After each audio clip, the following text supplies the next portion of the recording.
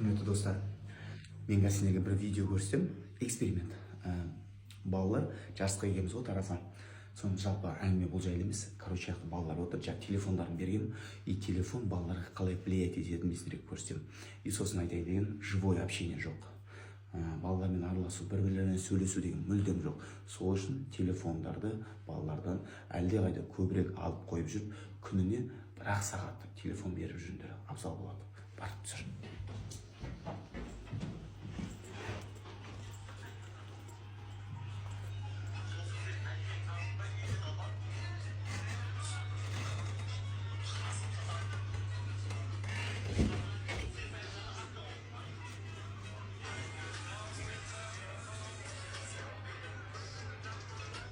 Көрдіңдер ма? Просто эксперимент. До такой степени бәрі жатып алған, тұруға, сөйлесуге, живой общениеға бастарын көтермей жатыр ғой. Біреулер жатып ойнап отыр. Көрдіңдер ма? Телефон деген мозгты, миды құртады. Одан бөлек іс-қимыл, движение бәрін құртады. Осыдан бала жалқау болады, түкке шамасы жоқ. Қазір келесі видео, мен телефонды алып тастаймын, қазір көресіңдер. Телефонға кіріп кетсіңдер ғой, бейт сразу. Ағай десе бейт деді бәрі. Жылаңдар телефондан, жылаңдар.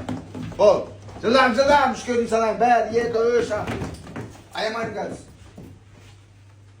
Қанша телефон? Құтты болсын, құдайым, телефон қап-қапсың ғой, телефон зарядкаға қап-қапты ғой. Бегамаш! Жылам алып келді ғой. Балалар, все, никакой телефон. Әкешілеріңіз звондадыңдар ма? Бәрі нормально, хип-хоп, анау-мынау, чеки-пуки. Давай, тренировочный киім, перчатка, шлем, капа, скакалка. Балам, сен қалың киіп сыртқа шан, все. Достар, просто живой пример көрдім. Қазір ғана телефонын алып тастадым. Қазір бір 15 минуттай, 20 минуттай уақыт өтті. Қазір қараңдаршы, просто без телефона. Телефонмен қалай бәрі отырды, а қазір телефонсыз қазір қалай жүр.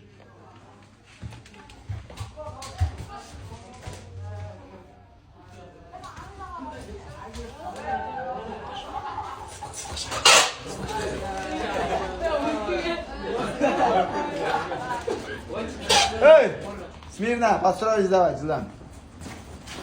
Просто живой пример ғой. Так что көрдіңдер ма, телефоннан неғұрлым аулақ қылдырыңдар. Сол кезде нұр үстіне нұр болады. Мінекей балалар общение үйренеді, ойнайды, күледі, жалпы осыған мен бәрі әуде.